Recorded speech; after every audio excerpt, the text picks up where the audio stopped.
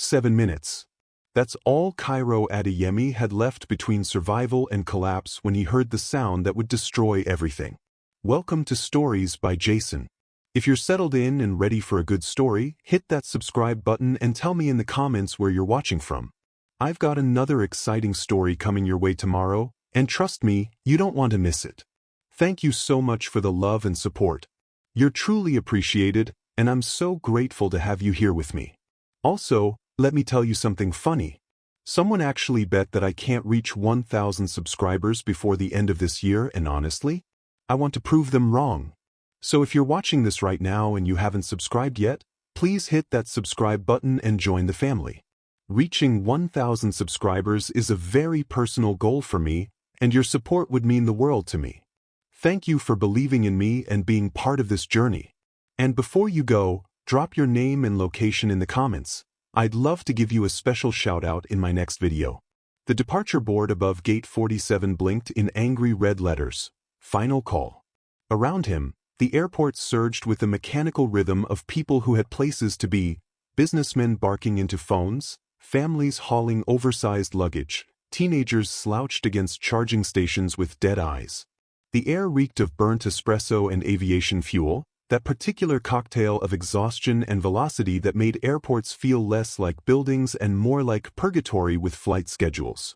Cairo moved through it all with the focused intensity of a man who knew exactly what he stood to lose. His canvas duffel hung across his shoulder, heavy not with belongings but with the weight of carefully curated hope. 3 copies of his engineering portfolio, 2 reference letters from professors who believed in him more than he believed in himself, and 1 meticulously pressed white shirt wrapped in plastic dry-cleaning film. It was the uniform of ambition on a budget, the armor of someone who'd learned that presentation could open doors that pedigree couldn't. This wasn't just a flight. It was an engineering fellowship interview in Amsterdam. A renewable contract. A work visa. Healthcare that actually covered pre-existing conditions. It meant his mother could get the dialysis she needed without choosing between medication and electricity.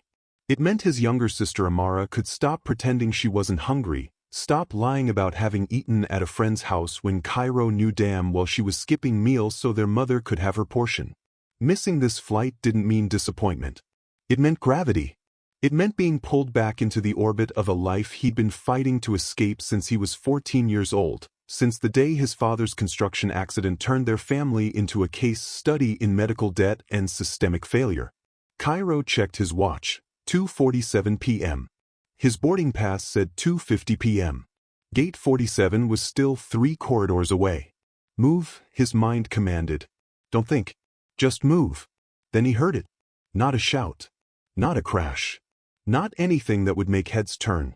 Just a small, breaking sound. Like dignity cracking under pressure, like fear trying desperately not to be noticed. Near the security checkpoint, partially obscured by a concrete pillar and a cluster of travelers staring at their phones, an elderly woman stood frozen. Her coat was buttoned wrong, one side higher than the other. Her handbag, decades out of style, the leather cracked but clean, was clutched against her ribs like a child holding a stuffed animal during a thunderstorm. 2 men boxed her in with choreographed precision. They weren't aggressive. That was the terrifying part. They were calm. Professional even. The taller one spoke in a low, urgent tone, the kind of voice that sounded helpful to anyone not paying close attention. You dropped this, madam. Right there by your feet. He gestured vaguely at the ground. Airport policy says you're responsible for any damage. We need to settle this before security gets involved. The woman's hands trembled. I didn't drop anything. I don't understand. The second man, shorter but wider, shifted his body to block the main walkway. Not overtly threatening. Just present. Creating walls where none existed. We're trying to help you, madam, he said with manufactured patience. But if you won't cooperate, we'll have no choice but to involve the authorities. Do you really want that kind of trouble? At your age? Cairo slowed. 6 minutes. Every survival instinct he'd honed over years of living on the margins screamed at him to keep walking. To do what everyone else was doing, glance away, assume someone else would handle it, prioritize his own oxygen mask before assisting others. But the woman's hands wouldn't stop shaking. And in that tremor, Cairo saw his mother. The same small-boned fragility. The same way age and exhaustion made strength impossible. The same humiliation of being cornered in public and made to feel stupid, helpless, disposable. He thought of his mother last month, when the pharmacy technician accused her of trying to use an expired insurance card, speaking to her like she was a con artist instead of a woman whose coverage had lapsed because her son couldn't make the premium payment on time. Cairo had wanted to burn the building down. Instead, he'd apologized, paid in cash he didn't have, and held his mother's hand in the parking lot while she cried. 5 minutes. His feet stopped moving toward gate 47. They turned toward the woman instead. "Excuse me," Cairo said, his voice level but carrying. "Is there a problem here?" The two men turned in unison, irritation flashing across their faces before they smoothed it into neutral masks. "No problem, friend," the taller one said with a tight smile. "Just helping this lady sort out a misunderstanding." "Doesn't look like she needs sorting," Cairo replied. He didn't raise his voice. Didn't puff his chest. Didn't do any of the performative masculinity that would escalate the situation. He simply stepped into the triangle they'd formed, breaking their geometry, repositioning himself so the woman was no longer trapped. The shorter man's jaw tightened. "This doesn't concern you." Cairo met his eyes. "I'm making it concern me." A beat of silence. Then Cairo pulled out his phone, held it up casually. "Funny thing about airports," he said conversationally. "Cameras everywhere. On the ceiling at the gates, monitoring every square inch. And airport security." He nodded toward the uniformed officers stationed 50 feet away. "They take scams pretty seriously, especially ones targeting elderly travelers." It was a bluff. He had no idea if those cameras were recording or decorative, and the security officers looked more interested in their coffee than in the drama unfolding in front of them. But predators relied on speed and invisibility. Attention was poison to them. The taller man's smile curdled. "You're making a mistake." "Probably," Cairo agreed. "But it's mine to make." The two men exchanged a glance, some silent calculus of risk versus reward, and then backed away, muttering curses that evaporated into the ambient noise of the terminal. They disappeared into the river of travelers, two more forgettable faces in an ocean of movement. The woman sagged slightly, as if whatever scaffolding had been holding her upright suddenly gave way. "Thank you," she whispered, her voice thin and wavering. "I wasn't sure, I didn't know what to." "You're okay now," Cairo said gently. "You're safe." A security officer approached, drawn finally by the commotion. He asked questions. What happened? Who were the men? Did anyone get hurt? "Standard procedure." Cairo gave his name, described the men in the vague terms available to him, watched the officer write everything down in a notepad that looked like it hadn't been replaced since 2008. The whole exchange took 4 minutes. For minutes he didn't have. When Cairo finally looked up at the departure board, his flight status had changed. "Gate closed." The words landed like a fist to the sternum. For a moment, he couldn't breathe. Couldn't think. Couldn't do anything but stare at those two red words while his entire future evaporated in real time. The security officer was still talking, something about filing a report, about following up if they caught the men, but Cairo couldn't hear him. The terminal had become a vacuum, sound and sense sucked out of it, leaving only the hollow ringing of catastrophic loss. Not like this. His hands moved automatically, pulling up the airline's app, searching for alternate flights. The next departure to Amsterdam, tomorrow afternoon. Too late. The interview was at 9 a.m. There were connections through Frankfurt, through Paris, through London, all requiring visas he didn't have, layovers he couldn't afford, timing that wouldn't work. It was over. The fellowship. The visa. The chance to save his family from drowning. Gone. "Young man." The woman's voice cut through the static in his head. She was trying to lift her suitcase, a battered burgundy roller bag that had clearly seen decades of use, and failing. Her arms shook with the effort. Cairo should have walked away. Should have sprinted to the ticket counter, begged, pleaded, thrown himself at the mercy of airline policy and human compassion. Instead, he reached for her suitcase. "Let me help you," he heard himself say. Her eyes widened. But your flight? It's gone, Cairo said, and the words tasted like ash. Then he forced something adjacent to a smile. Flights come and go. It was the most beautiful lie he'd ever told. He walked her through the terminal slowly, matching her shuffling pace, carrying her bag in one hand and steadying her elbow with the other. She didn't say much, just quiet thank yous and occasional directions, but she watched him closely. There was something sharp in her gaze, something that didn't match the fragility of her frame. When they passed a cafe, she stopped. Would you? She hesitated. Would you sit with me? Just for a moment. My legs. Cairo guided her to a small table, bought her tea with the last of his airport cash, watched her hands tremble around the paper cup. You gave up something important, she said after a long silence. For me. Cairo shook his head. I made a choice. There's a difference. What will you do now? He didn't have an answer. Eventually, her gate was called. She rose slowly, gathering her things with the careful deliberation of someone whose body no longer cooperated with urgency. At the entrance to the jet bridge, she turned back. What's your name? She asked. Cairo. Cairo Adeyemi. She reached into her handbag, that cracked leather relic, and withdrew a folded piece of paper. She pressed it into his palm, her grip surprisingly strong. Do not leave the airport, she said quietly. Promise me. Before he could ask what she meant, she turned and walked down the jet bridge, disappearing into the aircraft. Cairo stood there, the folded note growing warm in his hand, and watched her go. Only when she was completely gone did the full weight of what he'd done settle over him. No flight. No interview. No future. Just a dead phone, an empty wallet, and a piece of paper from a stranger he'd saved.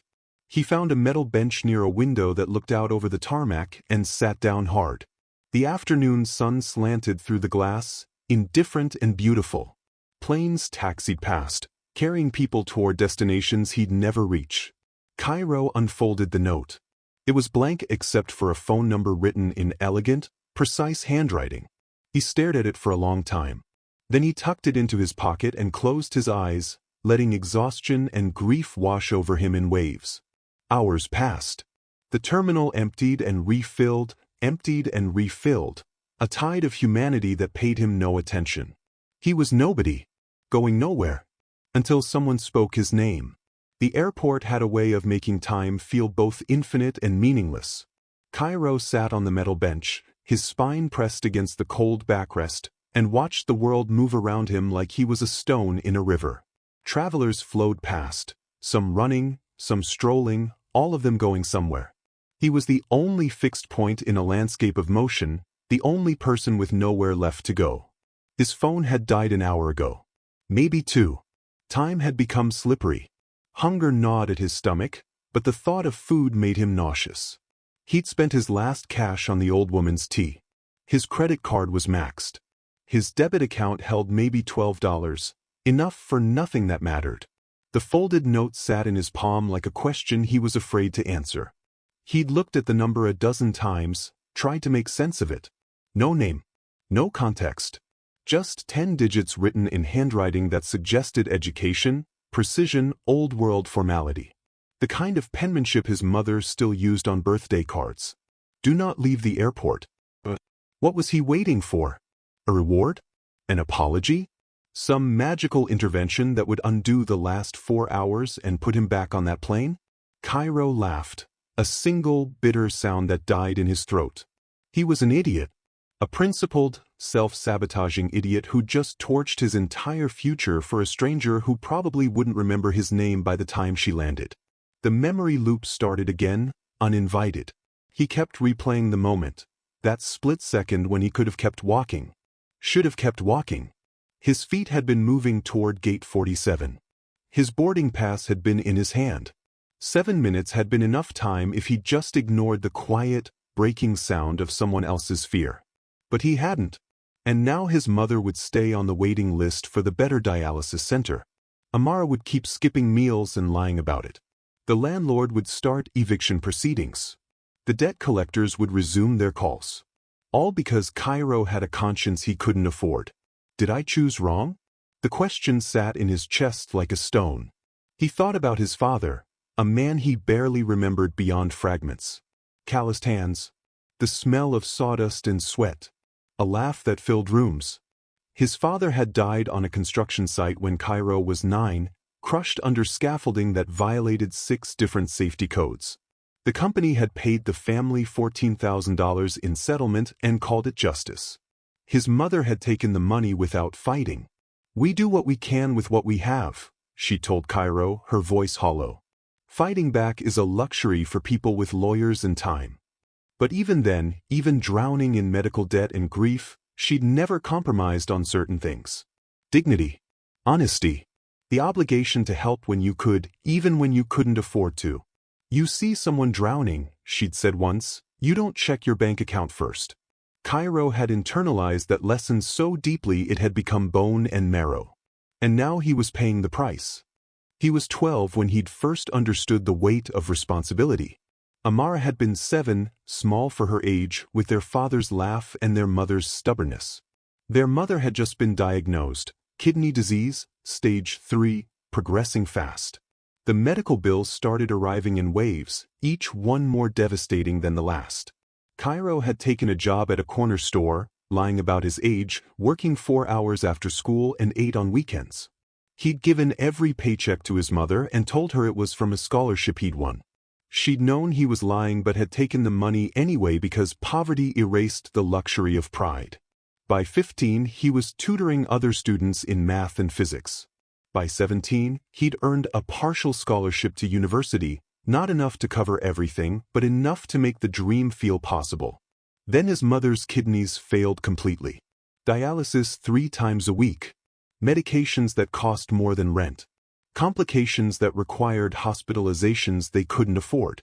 Cairo had deferred university for a year. Then 2. Then 3. His professors had told him he was wasting his potential. His friends, the few who'd stuck around, had said he was sacrificing himself for a losing battle. But they didn't understand.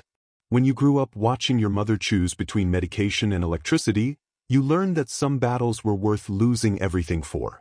The fellowship had been his last chance. His only chance. And he'd thrown it away for a stranger who'd given him a phone number and a cryptic instruction. Hope or manipulation? Cairo didn't know anymore.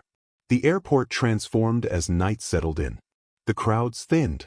The harsh fluorescent lights seemed brighter, more clinical. Cleaning crews appeared with industrial vacuum cleaners, moving through the terminal in methodical patterns. The smell of burnt coffee gave way to disinfectant and floor wax. Cairo remained on his bench, invisible.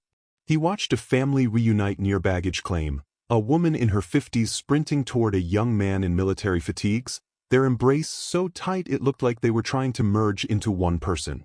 Joy that Bright felt obscene in his current state. He watched a businessman curse into his phone about a missed connection, his rage so disproportionate it was almost funny.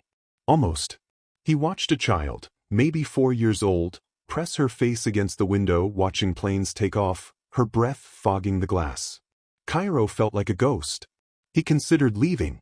There was a bus depot 2 miles away. He could walk there, use his nearly empty debit card for a ticket home. Face his mother and sister. Explain that he'd chosen kindness over their survival. They'd understand.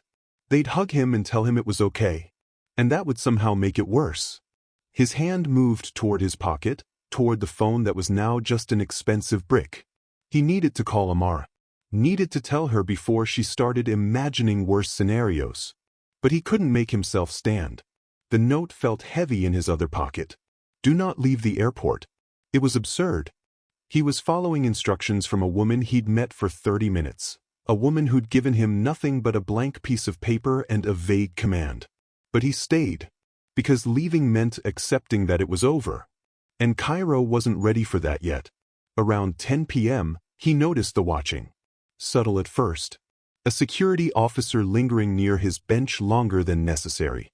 A custodian who swept the same section of floor 3 times, glancing at Cairo after each pass. Then he saw them whispering. The security officer spoke into his radio, his eyes flicking toward Cairo. The custodian nodded and moved away quickly, pushing his cart with sudden urgency. Cairo's pulse quickened. Well now, had the men from earlier filed a complaint? Accused him of harassment? Was airport security about to detain him for interfering? He thought about running. But running meant guilt. And he'd done nothing wrong. Except destroy your entire future for a stranger. He forced himself to sit still, to keep his hands visible, to look calm even as panic climbed his spine. Minutes passed like hours. Then a man emerged from the terminal's business lounge. He was tall, mid-40s, wearing a suit that probably cost more than Cairo's entire year of rent.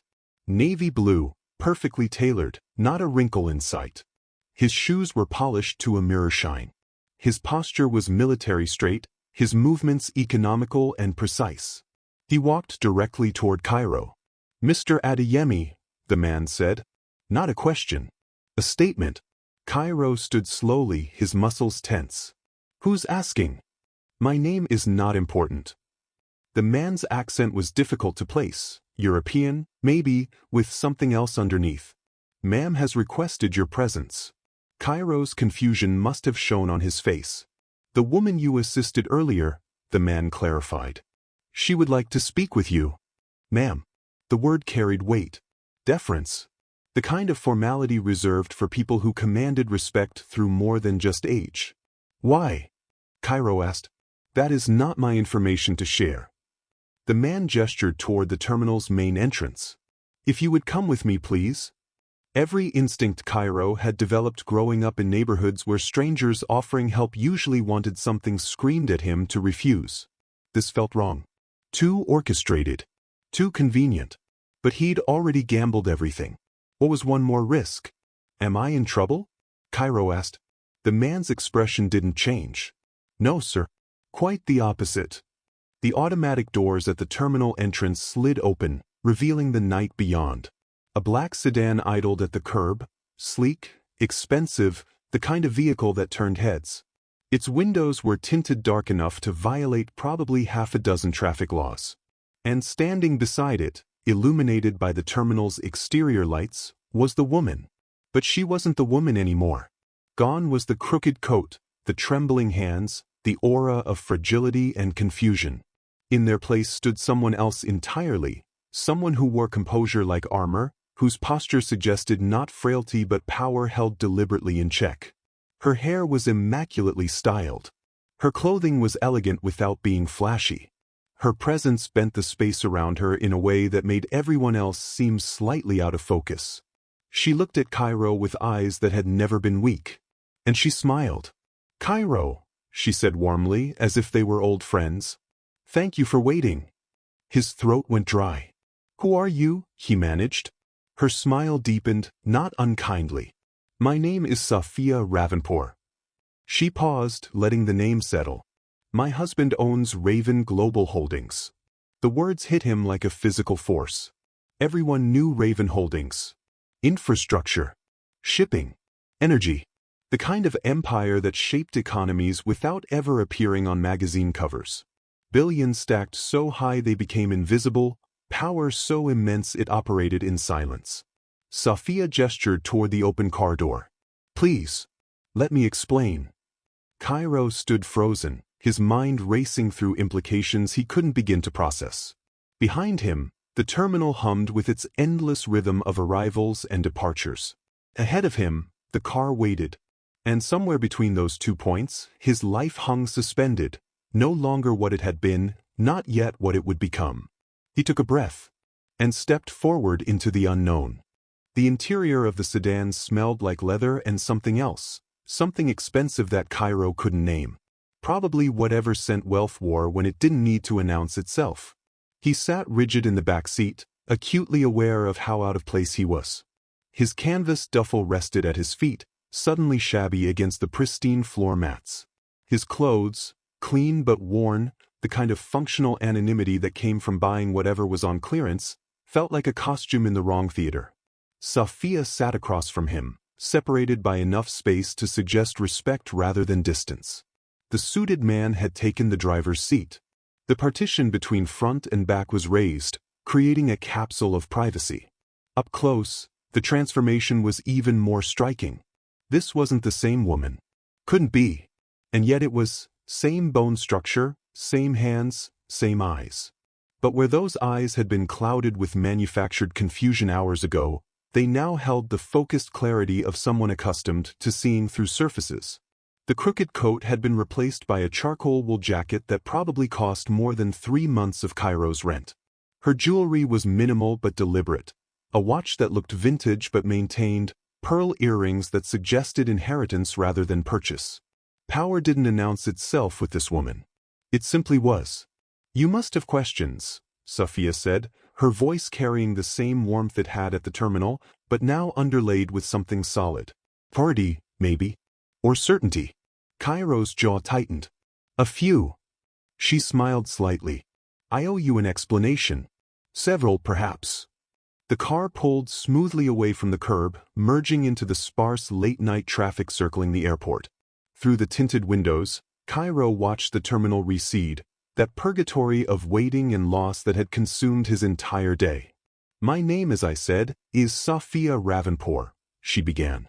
"My husband, Cyrus, built Raven Global Holdings over 40 years. Infrastructure development, primarily. Ports, roads, energy grids. We operate in 63 countries." She said it matter-of-factly, the way someone might mention they owned a small business. No pride. No false modesty. Just information. "We employ over 200,000 people directly," she continued. "Perhaps another million indirectly. It's a large organization, which means large responsibilities." Cairo said nothing. His hands were clenched in his lap, knuckles white. 6 months ago," Sophia said, "we received complaints. Multiple complaints. About safety issues at various airports where we maintain facilities. Harassment. Petty theft targeting elderly travelers. Security turning blind eyes." She paused, watching Cairo's face. "I brought these concerns to local authorities. To airport management. Do you know what happened?" Cairo shook his head. "Nothing." Her voice remained even, but something cold flickered behind her eyes. "Promises were made. Assurances given. And then, nothing. Because the people making those promises assumed I would forget. Move on. Return to whatever cushioned existence they imagined people like me inhabit." The car turned onto a highway, accelerating smoothly. The city lights blurred past like distant stars. "So I decided to see for myself," Sophia said. "Not as Sophia Ravenpour, wife of Cyrus Ravenpour, but as an anonymous elderly woman. Vulnerable. Alone. The kind of person predators assume has no power." Understanding began to crystallize in Cairo's mind, cold and sharp. "You knew," he said quietly. "You knew those men would target you." "I suspected," she corrected. "I've done this 7 times now. Different airports. Different circumstances. Testing how systems respond when the victim isn't someone who can afford lawyers or media attention." "And?" Cairo asked, though he already knew the answer. "You were the first person to stop." Her eyes held his. "Out of 7 attempts, across thousands of travelers, you were the only one who intervened." The weight of that statement settled over the car like snow. "Most people," Sophia continued, "crossed to the other side. Some glanced over, saw the situation, and walked faster. A few pulled out their phones, not to help, but to film. Entertainment. Proof they'd witnessed something without the burden of having done anything about it." Cairo thought of the terminal that morning. The river of humanity flowing past. All those people with places to be, lives to protect, problems of their own. He'd been one of them. Almost. "I wasn't testing you," Sophia said softly. "That's important for you to understand. I didn't target you. Didn't select you. I simply existed in a vulnerable state and waited to see if anyone would care." "The note," Cairo said, "telling me to stay." "I needed time," Sophia explained. "Time to land. Time to make arrangements. Time to understand who you were beyond that single moment of intervention." "And?" His voice came out rougher than intended. "Who am I?" Sophia studied him for a long moment. "Someone who missed the most important flight of his life," she said, "and still stopped to buy me tea." The grief hit him like a delayed punch. No gratitude rose up to meet her words. No excitement. No sense of destiny fulfilled or karma rewarded. Just loss. Raw and consuming. "I lost everything today," Cairo said. The words came out flat, factual. My interview. My fellowship. The visa I needed. The future I'd spent 3 years building. He looked down at his hands, calloused from years of part-time labor, scarred from the small accidents of poverty. Hands that should have been on a plane to Amsterdam. "My mother needs better treatment than we can afford," he continued, and something in his voice cracked. "My sister is 16 and eats 1 meal a day because we can't cover rent and food both. I had one shot at changing that. And I threw it away for someone I didn't know." Sophia didn't look away. Didn't offer empty comfort or hollow reassurance. "You did," she agreed quietly. The honesty of it stunned him. "I won't tell you it was worth it," she said. "I won't say everything happens for a reason or that the universe rewards good deeds. Those are the lies comfortable people tell to avoid confronting how random and cruel the world can be." Cairo's throat tightened. "But I will tell you this," Sophia continued. "When I watched you walk away from your gate, when I saw you help me despite knowing what it would cost, I didn't see a fool. I saw someone who understood that character isn't what you do when it's convenient. It's what you do when the cost is everything." She reached into her bag, a different bag than the cracked leather one from the airport, this one sleek and minimal, and withdrew a folder. "Your interview," she said, placing the folder on the seat between them. "It's in Amsterdam tomorrow morning at 9 a.m. Cairo stared at the folder like it might explode. "My private plane leaves in 90 minutes, Sophia said. "There's a seat available. You'll land with 6 hours to spare. Enough time to shower, change, prepare." His heart was hammering now. "I don't understand." "I'm offering you transportation," Sophia said simply. "Nothing more. The interview itself, whether you succeed or fail, is entirely on you. I have no influence with the fellowship committee. I won't make calls on your behalf. You'll walk in as Cairo Adeyemi, candidate, not as anyone's protege or charity case."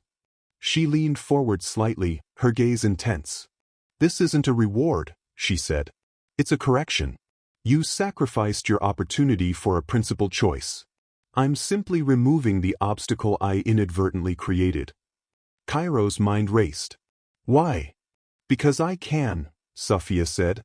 "And because I've spent 40 years watching people who have power use it for everything except fairness." The car had left the highway now, turning onto smaller roads that led away from the city. In the distance, Cairo could see the small regional airport where private jets departed, a world he'd only ever glimpsed in passing. "There's no obligation," Sophia added. "If you prefer to walk away, if accepting help compromises something important to you, I'll have my driver take you wherever you need to go. No judgment. No consequences." She meant it. He could hear the sincerity. This was a choice. A real one. Take the help and possibly save his family. Or refuse and preserve some abstract sense of self-reliance that poverty had taught him to value because it was the only thing he could control. Cairo looked at the folder. At his own name written on the tab in that same elegant handwriting from the note. He thought about his mother, her hands shaking during dialysis. About Amara, pretending she wasn't hungry. He thought about his father, crushed under scaffolding because someone prioritized profit over safety. He thought about dignity and desperation and the razor-thin line between them. "This doesn't make us even," he said finally. Sophia's eyebrows raised slightly. "No. I didn't help you because I wanted something in return," Cairo said. "I helped because it was right. Taking this," he gestured at the folder. "It feels like turning that moment into a transaction." "Does it?" Sophia asked. "Or does it feel like allowing yourself to be helped the same way you helped someone else?" The question hit harder than he expected. How many times had his mother refused assistance because accepting help felt like admitting defeat? How many times had Cairo himself declined offers because poverty had taught him that owing people was dangerous? "You're not charity," Sophia said quietly. "You're someone who earned an interview on your own merit and lost the ability to attend through no fault of your own. I'm simply providing transportation." What you do with that opportunity, that's entirely yours. Cairo looked out the window.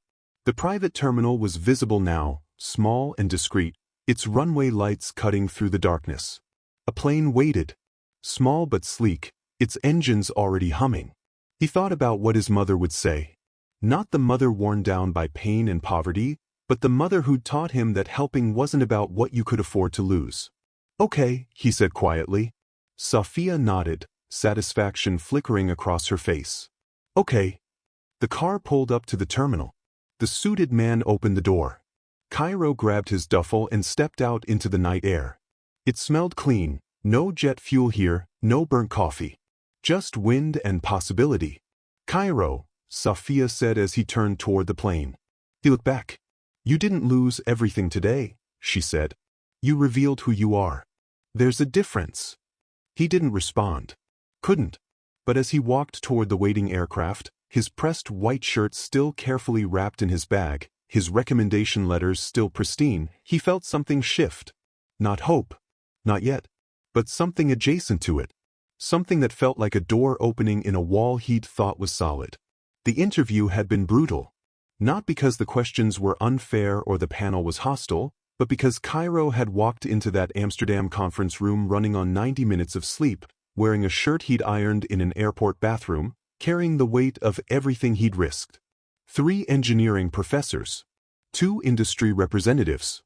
1 HR director who'd looked at his resume like she was reading a grocery list. They'd asked about load calculations and material stress tests. They'd presented him with hypothetical infrastructure failures and asked him to diagnose causes. They'd questioned gaps in his employment history, the 3 years he'd deferred university, the community college courses he'd taken instead of a traditional degree. Cairo had answered every question with the clarity that came from having nothing left to lose. 2 weeks later, the email arrived. "We are pleased to offer you a position in our fellowship program." He'd read it 5 times before allowing himself to believe it was real. 6 months later, the training facility outside Rotterdam smelled of concrete dust and machine oil. Familiar scents that reminded Cairo of his father, of construction sites and honest work. But nothing else was familiar. The other fellows came from elite universities. They had portfolios thick with internships at prestigious firms. They spoke 3 languages fluently and referenced projects Cairo had never heard of with casual confidence. He was the outlier, the scholarship case, the one who'd gotten in through some combination of luck and whatever diversity checkbox he filled. At least, that's what he heard in the silences between conversations. The work was relentless. 12-hour days studying structural systems, hydraulic engineering, project management frameworks. Nights spent translating technical manuals he only half understood. Weekends reviewing materials while his cohort explored the city, building relationships that would become networks he'd never access. There were moments, many moments, when Cairo thought about quitting. When the isolation felt like drowning. When homesickness manifested as physical pain. When his mother called and he could hear the dialysis machine beeping in the background and he wondered if he'd made the right choice, leaving her to chase something this hard. But he didn't quit. He showed up early, stayed late, asked questions when he didn't understand, offered help when others struggled. Slowly, incrementally, he stopped being the outlier and became simply another engineer in training who happened to work harder than most. By month 4, his supervisor assigned him to a real project, a small pedestrian bridge in a developing district. Nothing glamorous, but it was his. By month 6, that bridge was completed ahead of schedule and under budget. The supervisor's evaluation was brief. Adeyemi demonstrates technical competency and unusual commitment to quality. Recommend for advanced placement. Cairo read those words on the train back to his tiny apartment and allowed himself, for the first time since the airport, to feel something like pride. 18 months later. Your calculations are wrong. The young woman, Nadia, 23, brilliant but impatient, glared at Cairo from across the drafting table. I checked them 3 times. Check them a 4th time, Cairo said calmly. The load distribution on the eastern support doesn't account for seasonal flooding. The flood projections are in the appendix. The projections assume current climate patterns, Cairo interrupted. But this structure needs to last 50 years. What happens when those patterns shift? Nadia opened her mouth to argue, then stopped. Her eyes moved back to her calculations, fingers tracing through the numbers with renewed focus. Cairo had been appointed training coordinator 6 months ago, a role that involved mentoring new fellows, reviewing their work, and occasionally telling people much smarter than him that they'd missed something critical. He was 28 now. No longer the youngest person in the room. No longer the least educated or the most uncertain. But he still remembered what it felt like to be both. The fellowship had expanded since he'd arrived. 40 new engineers this year, most from backgrounds similar to his, brilliant minds from overlooked places, people who'd clawed their way to this opportunity through determination rather than privilege. Cairo saw himself in all of them. The way they worked too hard, trying to prove they belonged. The way they hesitated before speaking in meetings, afraid their accents or unfamiliar references would mark them as outsiders. The way they sent money home first, before buying themselves decent meals. He'd made it his mission to ensure none of them felt as alone as he had. Here, Nadia said suddenly, stabbing at her tablet. The secondary support matrix. I based it on standard specifications, but if flooding increases even 15%, the eastern support becomes a failure point, Cairo finished. She looked up at him, frustration giving way to reluctant respect. How did you see that immediately? Because I've made that exact mistake, Cairo admitted. Cost the project 2 weeks and a formal review. Learn from my stupidity so you don't have to repeat it. Nadia smiled slightly. That's generous teaching philosophy. It's the only one that works. 2 years later, the training compound had grown. What started as a single fellowship program had evolved into something larger, a full engineering academy funded by a consortium of infrastructure companies, government partnerships, and private donors whose names were rarely publicized. Cairo now oversaw curriculum development for the entire structural engineering track. 60 students this year. Plans for 100 next year. He taught 3 mornings a week, actual classroom instruction, something he'd never imagined doing. The rest of his time was split between site visits, quality reviews, and the endless administrative work that came with scaling an organization. It was exhausting. It was also the most meaningful thing he'd ever done. His mother had moved to a better facility 2 years ago. Amara was in university now, studying medicine, her meals no longer a negotiation between hunger and rent. The debt that had defined their family for 2 decades was finally, impossibly, cleared. Cairo could afford to breathe. But he didn't. Not really.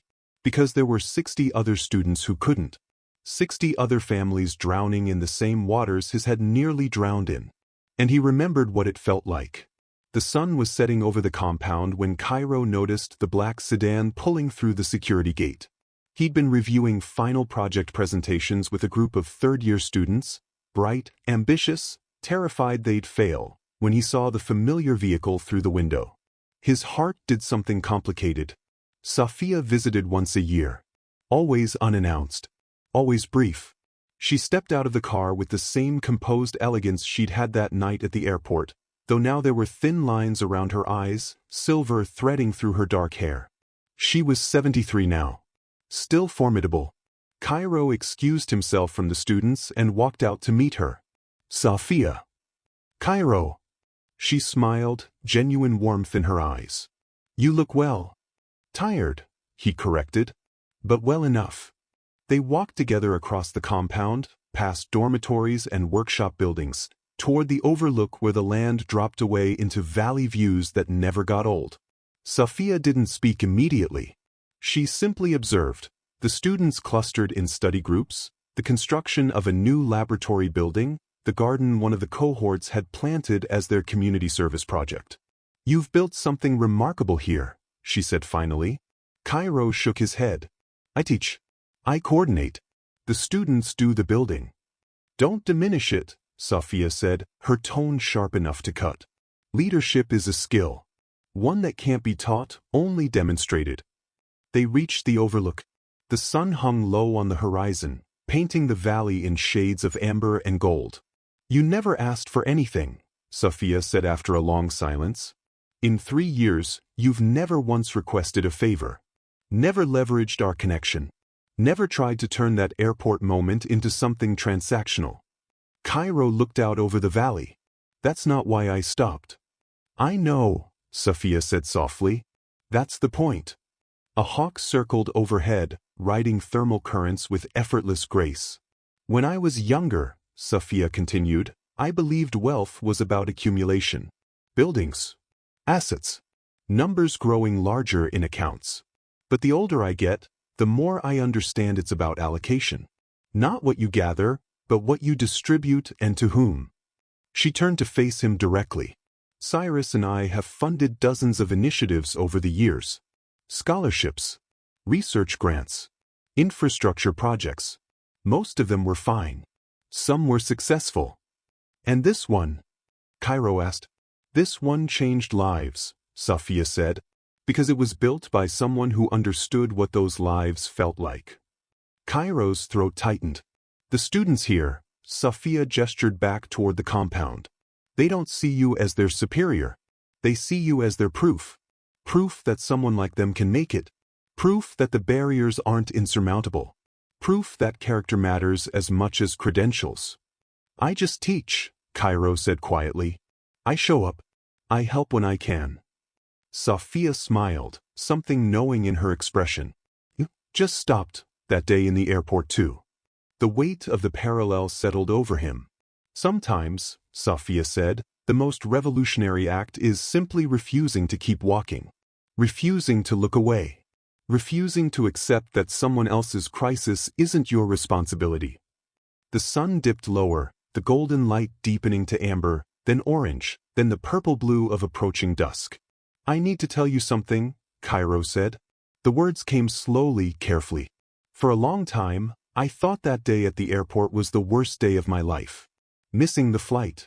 Losing everything I'd worked for. I carried that weight for months. Sophia listened without interrupting. But it wasn't loss, Cairo continued. It was just pause. A moment where everything I thought I knew about my trajectory stopped, and something else could begin. He thought back to the metal bench, the dead phone, the folded note in his palm. If I'd caught that flight, he said, I would have gotten the fellowship. Probably would have done fine. Sent money home. Checked the boxes. But, Sophia prompted. But I wouldn't be here, Cairo finished. Wouldn't be teaching. Wouldn't have found this. He gestured at the compound, at the students visible through the windows, at the life he'd built from what looked like ruins. The airport wasn't a place, he said softly. It was a threshold. And I didn't miss my flight. I just caught a different one. Sophia's eyes glistened slightly, though she blinked it away. You understand now, she said. It wasn't a question. I think so. They stood together in companionable silence as the stars began emerging, pinpricks of light against the darkening sky. Behind them, the compound buzzed with life, students arguing over calculations, laughter echoing from the dormitories, the smell of dinner cooking in the communal kitchen. 60 lives being transformed. And beyond them, the hundreds who would come next. The thousands who would benefit from structures those students would design. The communities that would thrive because someone had invested in people instead of just projects. All of it traced back to 7 minutes in an airport. To a choice that looked like loss. To a moment of stopping when everything screamed to keep moving. Thank you, Cairo said finally. For the seat on your plane. For believing I was worth the risk. Sophia shook her head. I didn't take a risk. I simply recognized what was already there. She placed a hand briefly on his shoulder, light, maternal, proud. The world doesn't need more people who know how to succeed, Cairo. It needs more people who know how to stop. Who understand that some things matter more than personal advancement. She turned back toward her car, her driver materializing to open the door. Keep building, she said. Not structures. People. Then she was gone, the sedan disappearing down the compound road, its taillights fading into the gathering darkness. Cairo remained at the overlook for a long time after she left. He thought about his father, crushed under failing scaffolding. About his mother's trembling hands. About Amara's forced smiles when she said she wasn't hungry. He thought about the 2 men in the airport, and the elderly woman who wasn't elderly at all, and the 7 minutes that destroyed everything he thought he wanted. He thought about the metal bench, and the folded note, and the choice to stay when every instinct screamed to run. And he understood, finally and completely, what that moment had been. Not a test. Not a punishment. Not even a choice, really. Just a pause. A single breath between who he'd been and who he was becoming. The airport had never been a place. It had been a threshold. And in that pause, in that impossible, devastating, 7-minute pause, everything had changed. Not because of destiny or fate or cosmic reward, but because Cairo Adeyemi had stopped.